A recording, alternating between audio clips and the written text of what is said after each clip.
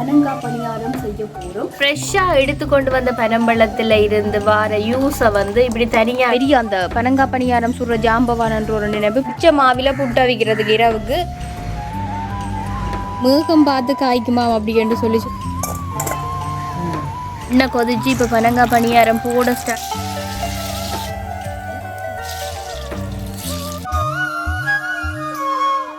சொந்தங்கள் எல்லாருக்கும் ஒரு சந்தோஷமான வழக்கத்தோட இன்றைக்கு பார்த்தோம்னு சொல்லி சொன்னா நான் இப்போ எங்கே நிற்கிறேன் சொன்னா எங்கிட்ட சித்தி விட்டு நிற்கிறேன்.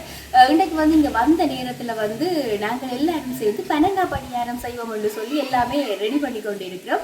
இன்றைக்கு வந்து எங்கண்ட முறைப்படி அதாவது இந்த யாழ்ப்பாணம் என்று சொல்லி சொன்னாலே இந்த பனைசா பொருட்களுக்கு அவ்வளவு தூரம் ஒரு மவுஸ் இருக்குன்றது எல்லாருக்குமே தெரியும். இன்றைக்கு நாங்கள் அப்படி இந்த பனையிலிருந்து கிடைக்கக்கூடிய ஒன்றுதான் பனம்பழம். அந்த பனம்பழத்திலிருந்து நாங்கள் இன்றைக்கு வந்து பனங்கா பணியாரம் செய்ய போகிறோம். அதுதான் இன்றைக்கு இந்த வீடியோவில் பார்க்க போகிறேன். இப்போ உள்ளுக்குள்ள வந்து வேலை எல்லாம் நடந்து கொண்டு இருக்குது.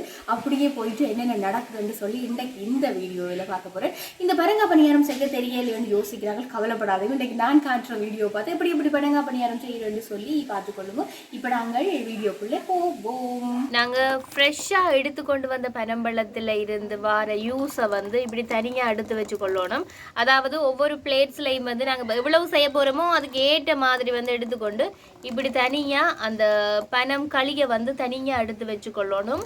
கோதுமை மா இப்போ கோதுமை மாவை அரிச்சு எடுத்து அதுக்கு பிறகு எடுத்து வச்சிருக்கிற பனங்களிக்குள்ள மிக்ஸ் பண்ணுறது.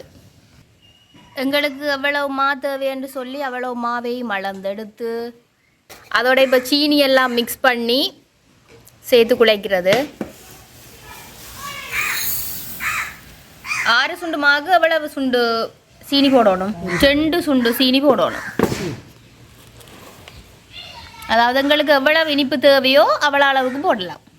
இப்போ நாங்கள் சீனி எல்லாம் போட்டுட்டோம் தானே. அடுத்தது என்னென்னு சொன்னால் அதுக்குள்ளே வந்து கொஞ்சமாக உப்பு தண்ணி விடணும், கணக்க விடக்கூடாது. கொஞ்சமாக அளவாக உப்பு தண்ணி விட்டுட்டு அதுக்கு பிறகு எல்லாத்தையும் சேர்த்து வந்து நல்லா மிக்ஸ் பண்ணி குழைக்கணும்.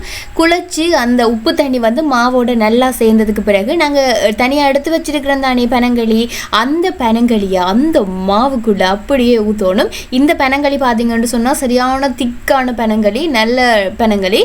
அப்போ இப்படி திக்காக இருக்கக்குள்ளே வந்து எங்களுக்கு அந்த பனங்கா பணியாரத்தின டேஸ்ட் வந்து இன்னும் கொஞ்சம் நல்லா இருக்கும். அதாவது இந்த கொஞ்சம் தண்ணியாக இல்லாமல் இப்படி திக்காக இருக்கக்குள்ள இன்னுமே பெட்டராக இருக்கும். இப்போ வந்து அந்த மா சீனி மற்றது இந்த பனம் களி எல்லாத்தையும் சேர்த்து நல்லா வந்து குழைச்சி எடுக்கணும்.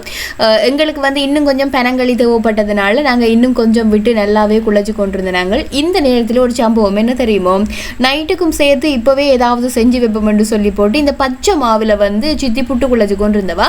எனக்கு உண்மையிலே இந்த மா வந்து அவிச்சு புட்டு அவிக்க தான் தெரியும், பச்சை மாவில் அவிக்கிறதுக்கு தெரியாது. ஆனால் இந்த பச்சை மா புட்டு வந்து இந்த பஞ்சு மாதிரி சாஃப்டாக இருக்கும்னு சொல்லுவேன். நானும் சாப்பிட்ருக்கிறேன், பஞ்சு மாதிரி சாஃப்டாக தான் இருக்கும். ஆனால் எனக்கு என்னமோ இந்த அவிச்ச மா புட்டில் இருக்கிற டேஸ்ட் வந்து பச்சை மா புட்டில் இல்லைன்னு தான் சொல்லுவேன். எனக்கு அவிக்கவும் தெரியாது தான், ஆனால் எனக்கு அவ்வளவுக்கு பச்சை மா புட்டும் பிடிக்கிறதில்ல தான். ஆனால் சித்தி செம்மையாக வந்து அதை செய்வா. நாங்கள் இப்போ இந்த அவிச்ச மாவில் புட்டை வைக்கிறோம்னு சொன்னால் அது ஈஸியாக இருக்கும். சுடு தண்ணி உப்பு அதோடு சேர்த்து அதை நல்லா மிக்ஸ் பண்ணி கொத்திட்டு போட்டால் சரி. ஆனால் பச்சை மா புட்டை வைக்கல அப்படி இல்லை. முதல்ல வந்து இந்த பச்சை தண்ணியை தான் நல்லா மிக்ஸ் பண்ணி அது ஒரு சாஃப்டான ஒரு நல்ல ஒரு பதத்துக்கு எடுக்கணும். ஆனால் எனக்கு அதெல்லாம் செம்ம கஷ்டமாக இருக்கும். ஆனால் சித்தி அது செம்மையாகவே செய்கிறா. இது ஒரு பக்கம் இருக்குது. அங்கால வந்து அக்கா பனங்கா பணியாரத்துக்கு மாவோட சேர்த்து எல்லாமே குழைச்சி கொண்டிருந்தவா. உண்மையில் அது அந்த சரியான பதம் பெற வரைக்குமே அப்படியே குழைச்சி கொண்டிருக்கணும்னு சொல்லி பனம் களியே ஆட் பண்ணி குழைச்சி கொண்டிருந்தவா. உண்மையில் அந்த கலர் போக போக பார்த்தா நல்ல ஒரு ஜெலோயிஷாக வந்துட்டுது. அதை பார்க்குறதுக்கும் அவ்வளோ வடிவாக இருந்தது. அக்கா உயிரை கொடுத்து அப்படியே இந்த பனங்கா பணியாரத்தை சுட்டு கொண்டு இருந்தவா. உண்மையில் பார்க்க நல்லா தான் இருந்தது. ஆனால் எனக்கு இந்த பனங்கா பணியாரம் செய்கிறதெல்லாம் வராது. இப்படி பார்த்து கொண்டிருக்கிறேன்னா வெறும் கடைசியில் இந்த ஒரு பதத்தில் வந்து எடுத்தாச்சு. நீ சுட ரெடி ஆகினா சரி. இப்போ எங்கே வந்து இதுக்கான ஆயத்தம் எல்லாம் நடக்குதுன்னு சொன்னால் வீட்டுக்கு சைட்டில் தான் நடக்குது. என்னென்னு சொல்லி சொன்னால் நாங்கள் வந்து இந்த கேஸில் செய்கிறதெல்லாம் வந்து அவ்வளோ தூரத்துக்கு டேஸ்ட்டாக இருக்காது. நாங்கள் இந்த விறகு அடுப்பில் சமைக்கிறது தான் எப்போவுமே செம்ம டேஸ்ட்டாக இருக்கும். அதுக்கு தான் முதல்ல கல்லெல்லாம் செட் பண்ணி விறகெல்லாம் வச்சு சட்டியெல்லாம் செட் பண்ணி ஆச்சுது. அதுக்கு பிறகு மடண்டு அப்படியே தேங்காய் எண்ணெயை ஊற்றி இனி சுடுறதுக்கு ரெடி ஆகினா சரி. இப்போ என்னென்னு சொன்னால் நாங்கள் அடுப்பில் வந்து சட்டி எல்லாம் வச்சு சுடுறதுக்கு ரெடி ஆகியாச்சு. அக்கா தான் இப்போ வந்து சுட போகிறேன். என்ன சொன்னால் இவக்கு வந்து பெரிய அந்த பனங்கா பணியாரம் சுடுற ஜாம்பவானன்ற ஒரு நினைப்பு. பின்னுக்கு வந்து திங்ஸ் எல்லாம் வந்து கொண்டு இருக்குது. என்னக்கா இப்போ எண்ணெய் கொதிச்ச உடனே நாங்கள் விட தொடங்கலாம் என்ன? அடுத்ததாக என்னென்னு சொல்லி சொன்னால் பனங்காய் பணியாரம் போடுறதுக்கு ரெடி ஆகியாச்சு. இப்படி வந்து நாங்கள் பனங்காய் பணியாரத்தை குட்டி குட்டி போல்ஸ் மாதிரி எடுத்து அதுக்கு பிறகு அதை எண்ணெய்க்குள்ளே வந்து போட்டு எடுக்கணும். இப்படி நாங்கள் போட்டு எடுக்கக்குள்ளே வந்து எப்படின்னு சொல்லி சொன்னால் ஆகலும் பெரிய பெரிய ரவுண்டாக வந்து போட மாட்டினோம். ஒரு அளவாக இப்படி ஒரு சின்ன குட்டி குட்டி ரவுண்ட் ஷேப்பில் தான் போட்டு எடுப்பினோம். அதோட முக்கியமான ஒரு விஷயம் என்ன தெரியுமா, அடுப்பு வந்து ஹையாக விட்டு எரிக்கக்கூடாது, கொஞ்சம் மீடியமாக தான் இருக்கணும். என்னென்னு சொல்லி சொன்னால் ஹையாக விட்டு அடுப்பை எரிக்கைக்குள்ளே அது என்ன நடக்கும்னு சொல்லி சொன்னால் பனங்காய் பணியாரம் எரியறதுக்கு சான்சஸ் கூட. அப்போ அதனால தான் வந்து மீடியமாக அடுப்பினோம். இந்த கேப்பில் நாங்கள் கழிச்சு போயிட்டோம் தானே, அப்போ அதுக்காக பிளெயின் டீ வந்திருந்தது.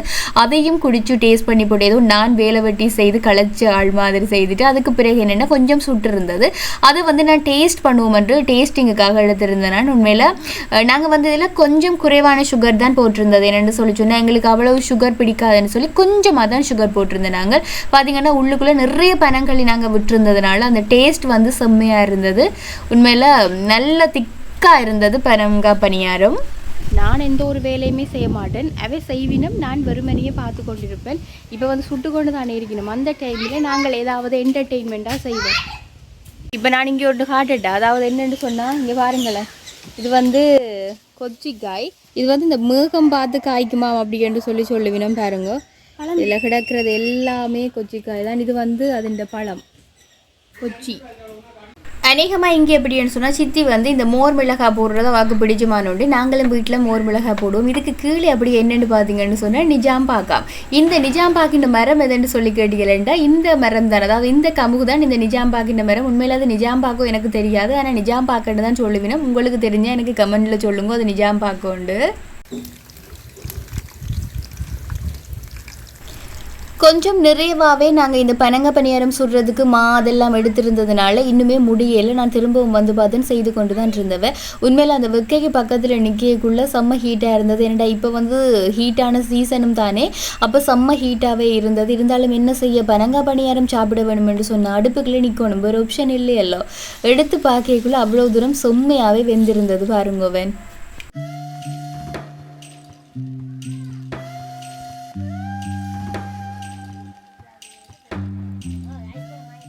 எப்படி இருக்கு? என்ன பனங்காய் பணியாரமோ? அப்ப உனக்கு டேஸ்ட் தெரியாது. உப்பும் இல்ல ஒன்றும் இல்ல. பனங்காய் பணியாரத்துக்கு உப்பு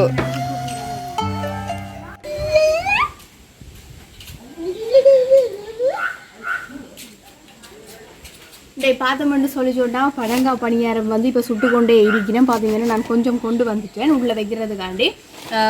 என்னென்று பனங்காய் பணியாரம் எல்லாம் செய்கிறதுன்னு சொல்லி நான் இன்றைக்கு இந்த வீடியோவில் காட்டியிருக்கிறேன். அது மாத்திரம் இல்லாமல் நாங்கள் செஞ்ச சில கலகலப்பான விஷயங்கள் எல்லாத்தையுமே காட்டியிருக்கிறேன். இது பார்த்தீங்கன்னு சொன்னாங்க, அதுவும் பனியோலியில் செஞ்ச ஒரு பெட்டி தான், உள்ளே இருக்கிறதும் பனங்காய் பணியாரம் தான்.